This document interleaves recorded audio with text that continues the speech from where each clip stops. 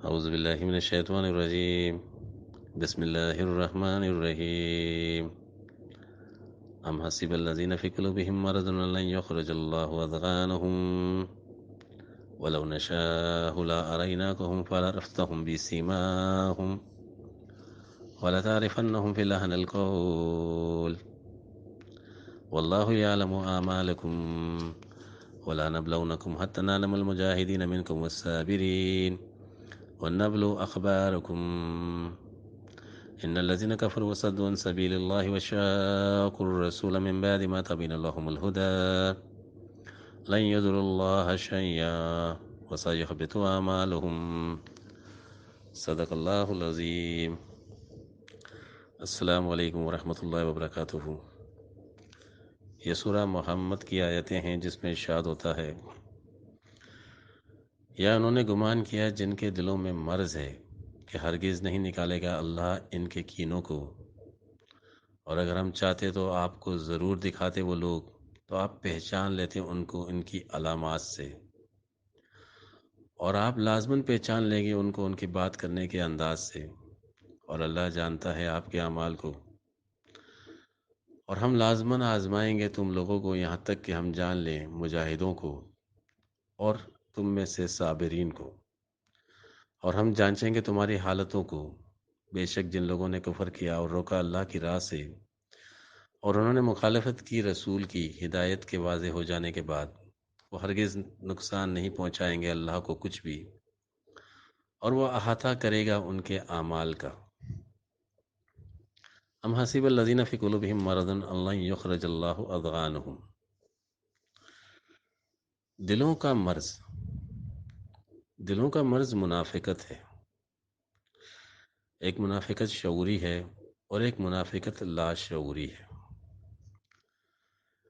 یخرج اللہ اضغانہم، اضغانہم داغین، داغین کی مثال اس گھوڑے کی ہے جو بغیر مار کھائے اپنی چال نہ چلے، یعنی منافقت بیچ کا ڈنکا ہے۔ اللہ منافقوں کو مصیبتوں میں ڈال کر، پریشانیوں میں ڈال کر، بار بار ٹھوک کر، ناکامی میں مبتلا کر کے مومنوں کے تابع لانے والا ہے۔ ناداں تھے اس قدر کہ نہ جانی عرب کی قدر، حاصل ہوا یہی کہ نہ بچے مار پیٹ سے۔ تاریخ اس طرح کے منافقوں سے بھری پڑی ہے۔ دنیا داروں کے لیے یہ کہہ سکتے ہیں کہ وہ لاشعوری طور پر منافق بنتے ہیں، مگر دیندار کو کسی صورت میں اللہ کے کسی نشان سے غفلت نہیں برتنی چاہیے۔ عبرت کے لیے قرآن کریم میں قدیم زمانوں کی مثالیں موجود ہیں۔ فَلَعَرَفْتَهُمْ بِسِیمَاهُمْ، قوم عاد، قوم سمود اور دیگر قوموں کی مثالیں۔ ایسے سینکڑوں واقعات ہیں جو ایک دیندار کی نظر میں دفتر عرفان ہیں۔ اللہ کا کلام اس کائنات میں جاری ہے۔ اللہ کی منشا کو جاننے سے ہی اللہ کے کلام کی معرفت ملتی ہے۔ وہ ساری قومیں، چاہے قوم عاد ہوں، قوم سمود ہوں، قوم شعیب ہوں، قوم لوط ہو، قوم ابراہیم ہو، فرعون اور اس کے ہم خیال لوگ ہوں، ان سب کے نشانات سیما ہوں آج بھی لوگوں میں پائے جاتے ہیں۔ اسی لیے قرآن کریم نے فرمایا یعرف المجرمون بسیماہم، یعنی مجرموں کو ان کے نشانات سے پہچان لیا جائے گا۔ مثلا اگر آج آپ قوم عاد کو دیکھنا چاہتے ہیں تو آج کی متکبر قوموں کو دیکھیں، جیسے امریکہ ہے، آپ کو اس میں وہی نشانات ملیں گے جو قوم عاد میں تھے۔ اسی طرح قوم سمود ہے، جو قوم سمود کی شرارتیں تھیں، وہی نشانات آج آپ کو ہندوستان کی قوم میں ملیں گے۔ اسی طرح ہر نبی کی، ہر مجرم قوم کی نشانات آپ کو مختلف قوموں میں ملیں گے۔ قوم لوط کے نشانات ملیں گے۔ اس لیے منافقوں اور کافروں کو ان کے نشانات سے پہچاننے کی معرفت یہ قرآن کریم ایک دیندار کو عطا کرتا ہے۔ جس طرح قوموں کو پہچاننے کا درس قرآن کریم میں موجود ہے، اسی طرح انسانوں کو پہچاننا ان کے نشانات سے، یہ تعلیم روح سے ملتی ہے. روحی شیطان اور فرشتے کی پہچان کراتی ہے. مومن، مشرک، کافر، منافق کی پہچان کراتی ہے. اگر ہم اللہ کی منشا کو جانیں گے، اس کی چاہت کو جانیں گے، اللہ کے اصولوں کو جانیں گے، اس کی سنتوں کو جانیں گے، اس کے ارادوں کو جانیں گے، تو ہمارے سامنے قرآن کریم کی معرفت اور ہمارے اعمال کی خبریں ظاہر ہوں گی.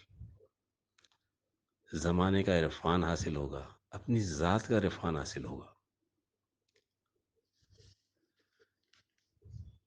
سَيُحْبِطُ أَعْمَالُهُمْ، اعمالوں کا احاطہ.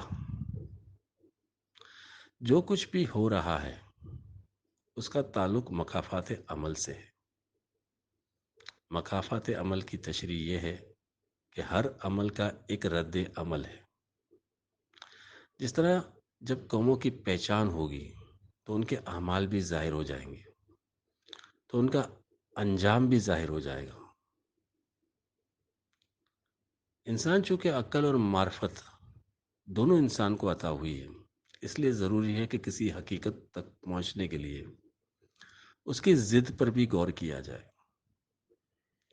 مگر آج کی عملی دنیا ہے، اس میں جو نتائج آ رہے ہیں اور جو نتائج نہیں آ رہے ہیں، جو آنے چاہیے، تو انسان کو غور کرنا چاہیے، اس کی ضد پہ غور کرنا چاہیے کہ کیا غلطی ہے، کیا خطا ہے، کیا اس کے اسباب ہیں جو وہ نتیجہ نہیں آ رہا اور اس کا الٹ نتیجہ آ رہا ہے. ان اسباب کو غور کرنے کی ضرورت ہے. علم حقیقت میں اس اسباب تک رسائی کا نام ہے. یہ معرفت اللہ تعالیٰ دیتا ہے. وَلَنَبْلَوْنَكُمْ أَخْبَارُكُمْ إِنَّ الَّذِينَ كَفَرُوا وَصَدُّوا عَنْ سَبِيلِ اللَّهِ وَشَاقُّوا الرَّسُولَ مِنْ بَعْدِ مَا تَبَيَّنَ لَهُمُ الْهُدَى. شاق الرسول، شاق و شقق کہتے ہیں کسی چیز کا اس کے قلب سے تعلق قطع ہو جانا.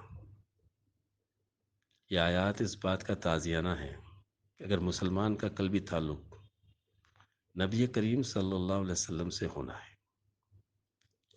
اور اگر دل میں نبی کریم صلی اللہ علیہ وسلم کی محبت ہے اور اس دل میں دین اسلام کا درد نہیں ہے، تو نتیجہ لازماً غلط آئے گا. دن فقیری کی گئی دن دجال آئی. دین کی فکر نہیں، اولیاء ہوں گے کیسے؟ نبی کریم صلی اللہ علیہ وسلم کی محبت کا تقاضا دین کی فکر ہے. جس دل میں نبی کریم صلی اللہ علیہ وسلم کی محبت ہو، پھر وہ دل کسی اور کی پیروی میں راضی ہو، کسی غیر کی اطاعت قبول کرے، یہ دونوں باتیں متضاد ہیں. دین اسلام کی خاطر صبر کرنے والا وہ ہے جو اسلام کے اصولوں پر کبھی کوئی سمجھوتا نہ کرے، کسی باطل کے سامنے نہ جھکے. اس کا ایمان ہی غالب آنے والا ہے منافقوں پر اور کافروں پر. وہی حقیقی جہاد کرنے والا مجاہد ہے. اللہ ایسے مجاہدوں کو کھڑا کرنے والا ہے. اس لیے اللہ نے فرمایا کہ یہ منافق ہو جائیں یا کافر ہو جائیں، لن یضروا اللہ شیئا، یہ اللہ کے دین کا کوئی نقصان نہیں کر سکتے.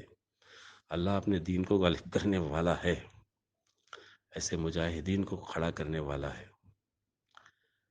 کھرت کی تنگ دامانی سے فریاد، تجلی کی فراوانی سے فریاد، گوارا ہے اسے نظارہ غیر، نگہ کی نامسلمانی سے فریاد. کہا اقبال نے شیخ حرم سے، تہ محراب مسجد سو گیا کون، ندا مسجد کی دیواروں سے آئی، فرنگی بت کدے میں کھو گیا کون. وآخر دعوانا الحمدللہ رب العالمین.